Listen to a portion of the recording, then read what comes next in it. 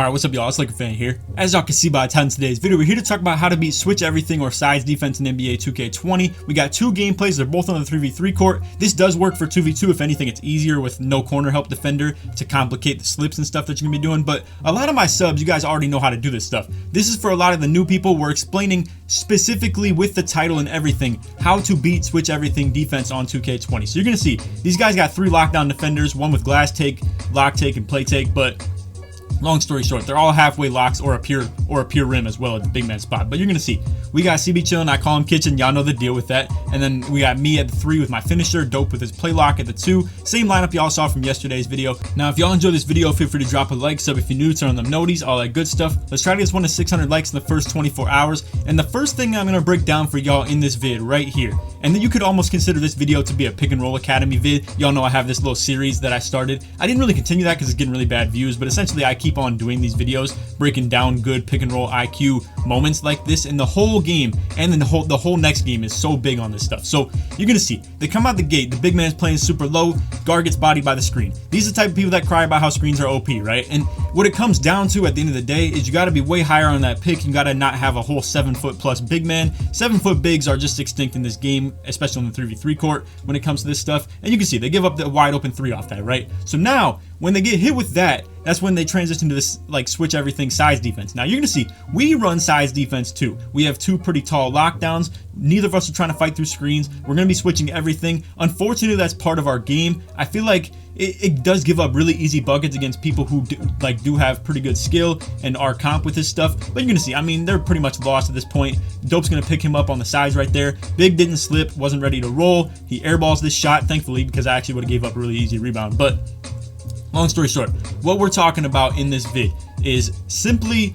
how easy it is to get buckets against size defense and how easy it is to lock people up when they don't know how to beat size defense. So you're gonna see, boom, Big's playing high, I slip. Kitchen kind of misses me on this. I'm not gonna lie, we run this back three whole times, and honestly, look at this, like screwed up pass. Okay, well, let's just do it again. They got the big man on Kitchen this time. Should be pretty easy, and you can see I get in finally. I'm not gonna lie, it is so much easier than what I just portrayed right there. It's just kind of a funny situation that it took 3 tries to do that. Now, it's a whole lot easier to execute on that than it was just portrayed in that portion of the vid right there. But you're gonna see, we come back on defense, I'm stepping up.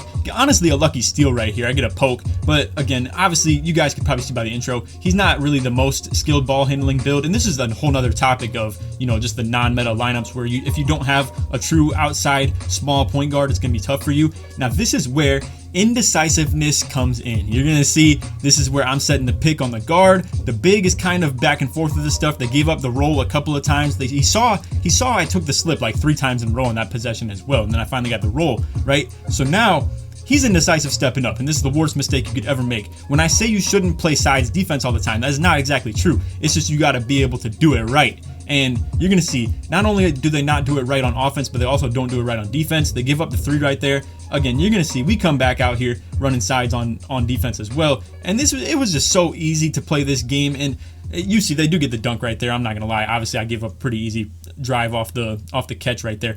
But again, all types of stuff that you're going to see in this gameplay is just mind games, mind games, mind games. We're in the pick and roll, boom, they switch it once, so they're going to switch it back. I'm going for the slip the second time, every single time. Now, listen, I know all my subs who are watching this video, right? You guys are so annoyed of hearing this every single time, and I've never really made videos dedicated to the topic of it. I've never really talked about beating sides defense or, you know, switch everything like this, and I really wanted to just make something that was truly going to teach people. So to put anybody who's not subbed to my channel on, this is literally one of my catchphrases around the channel here, is if they switch it once, they're going to switch it back. So you see the big man's on Kitchen, and the guard or the lockdown, perimeter lockdown is on me. Now, they're not going to want to keep this matchup if I give them the opportunity to. So that's when you fake the screen, cut it right down the middle. You're going to be wide open on the slip every single time. The only thing the point guard has to do is read the corner defender. And generally, if he throws it quick enough to you, you can make that read yourself as the big man. Now, if there was ever a good example of what not to do on offense, it's going to be this right here. You guys are going to see that how badly they struggle with this. So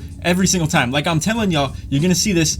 every single time. A lot of you guys, you talk about how easy it is to play big, but a lot of you would do the exact same thing this guy's doing right here, where you set one screen and get out the way, right? And all they're doing is switching every single time. What you're supposed to do is cut down the middle. Now you're gonna see they run a different screen setter and they try to mix it up, and then we end up being able to play sides on everything on this. It just gets so ugly when you don't know what to do with this stuff. And like I said, no discrediting or no talking smack about these guys. I understand they don't sweat this game like I do, all right? So I'm just putting it like that. But like I'm trying to tell y'all, if you want to get better at this game, you're gonna have to understand simple things like that. If they're playing sides, switch everything, you're gonna have to approach things like this. Look at this beauty right here, bro. I'm telling y'all, whoever told me about this pick and roller badge, I'm sorry for those who don't like the rewinds, but bro, look at this stuff. Whoever told me about this pick and roller badge, I don't know what it is, or maybe it's the fact that I took slippery off ball off. I don't know which of the difference it is, but I did both, and I just love the acceleration and speed that my guy rolls at, and I'm at 98 overall, so my attributes are actually lower than they usually are. But look at this.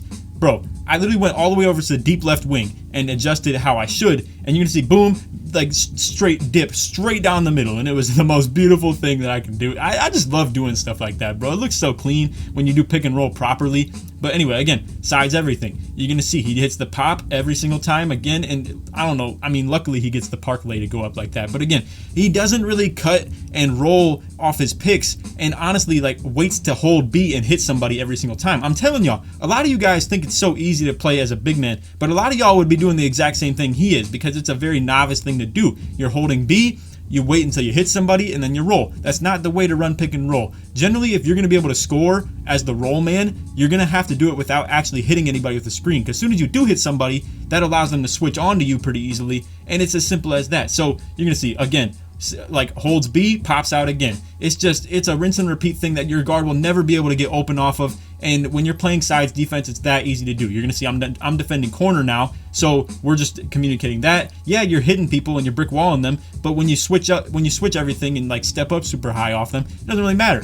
And either way, they were still getting their buckets one way or another. You saw he had a nice little elevator from the corner up to the wing right there. Now, I want to put y'all onto this unspoken communication between me and Kenji, because this stuff is so hard to beat. So you see, I hit him with the screen, boom, dip and roll. Now, this is where our communication beats their lack of communication. It's just unstoppable in that sense, and all you can do is give up free twos, and that's what I live for at that point. Now, there are some really good locks that can fight through screens super good, and it gives me fits, and to have an inside big is a very frustrating thing to do in situations like that. And those are the type of games that I play where I just question why people think like pick and roll is like super OP, especially when it's with an inside big.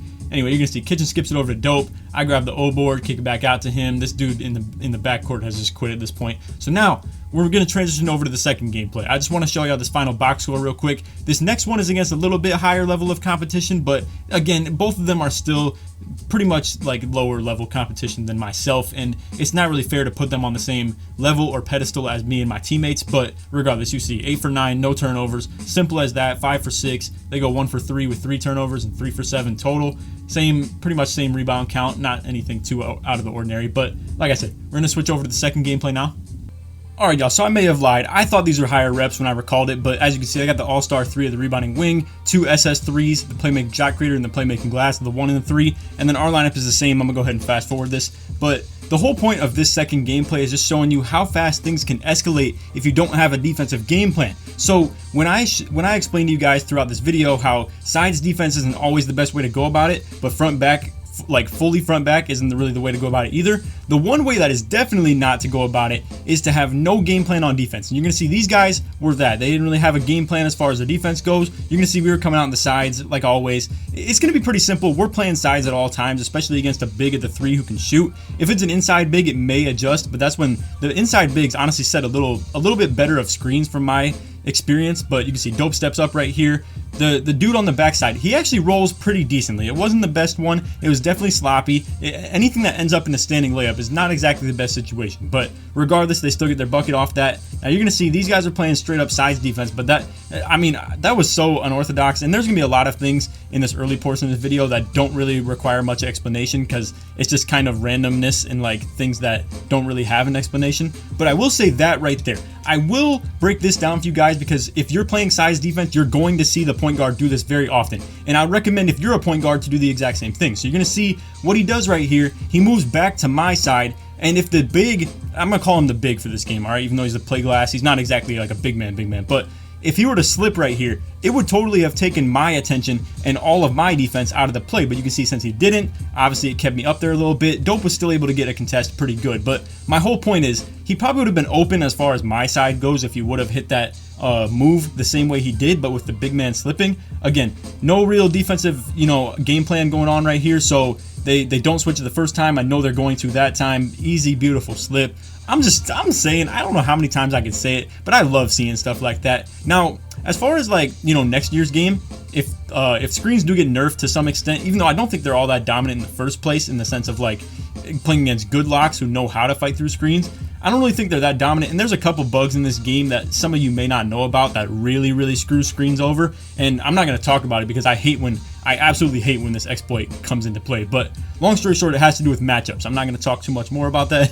I don't really want to explain the toxicity that deals with that. But look at this. They're already coming out in size defense. I can already tell. Now, one thing I want to teach you guys, and I apologize for anybody who doesn't like the pauses, but I know there's a lot of people who love this info.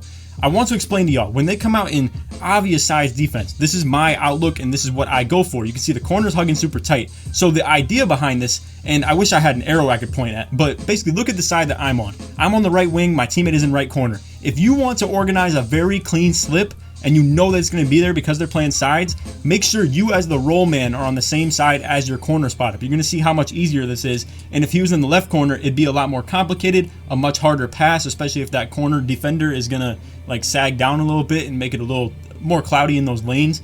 And I don't want to stay on this topic too long because I know a lot of you guys who are watching just are like, okay, come on, let's get along with the gameplay. But the one thing I really want to teach you guys as far as these inside bigs, when you run the slip like this, what you can do as well is curl it off so you can get a lob angle. So I'm talking you could curl it off toward that left wing a little bit and make it so you can get a lob, like a better angle. Because if you're cutting right down the middle, it's got to be a regular pass. You can't lob those. It's going to be real ugly. You're probably going to get an underhand scoop. Any of you guys who run the inside big or even just a slasher just in general, y'all know what I'm talking about. You're going to get a really bad animation. If you ever want to curl that off and be able to get a lob off that, big time. And another thing, and listen, this video is full of information, okay? If you guys watch this, he shoots an early on this. I want y'all to keep in mind, and this isn't my rebounding tutorial, but I did make a video on this. Every early goes long, every late goes short. Keep that in mind, all right? That's a major tip that y'all didn't really click on this video for, but I'm still gonna put you onto it because I've made the rebounding tutorial before, and I just want to share any information that I can in this video because that's what it's really become, is just a straight up informational video. But again, you can see I'm on the left side right here. Pretty simple. I was going to be able to run the slip, but you can see Kitchen was just doing some magician stuff. My man was going crazy in this game, man. And he really just honestly, I would say he set this game off. It was pretty tight. Not necessarily, I guess. It was manageable for them to come back. But as soon as he starts hitting these threes and stuff where it was just unreasonable for him to be able to get the jumpers off and he still got them, that's what really set this game apart. Anyway, you can see Kitchen got his takeover, I got my takeover. I'm already knowing they're going to be trying to respect him from deep, but I mean, bro, there's only so much you can do when both takeovers are activated, and especially when the scoreboard is this far gone. I mean, at this point, you can see they pretty much have given up on this, and you're going to see he gets double teamed right here. We were able to, force a steal just because, I mean, they just lack offensive game plan and continuity, and it is what it is. Like I said, not everybody's a sweat like me and my squad. I am willing to already accept and know that, and, you're not really going to run into every single game. Not everybody's going to be able to compete, and these are games that I don't generally show as far as my content goes, just because I know y'all are here for entertainment as well as information. But look at this. I mean, beautiful pass, and this is the last breakdown that we got of this video. So I was just telling you guys, if I am in the same side as my corner spot up, that's when the roll is going to be open. Now, you can actually play toward your defender's tendencies. I'll call them the defending team's tendencies, where if you set it up like this and I roll to the corner side, Kitchen knows this stuff too, and I gotta say, my man is the smartest point guard on this game, and I will take some credit for that. I've organized everything that goes on with our team as far as everything that everybody knows, really. But I gotta say, he absorbs it like a sponge, and you can see when you roll toward that corner defender's side, he's much more likely to give up that corner three because he gets caught trying to cheat on my roll.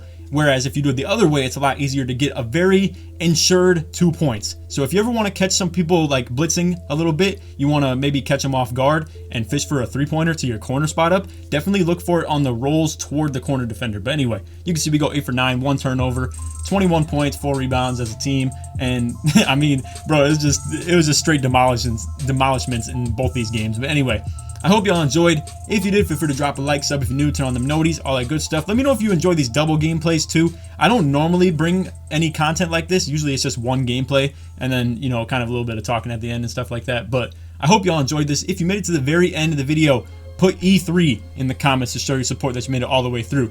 And if we could try to get 600 likes in the first 24 hours, I'd really appreciate that. Other than that, I hope y'all enjoyed, and take it easy, man. Peace.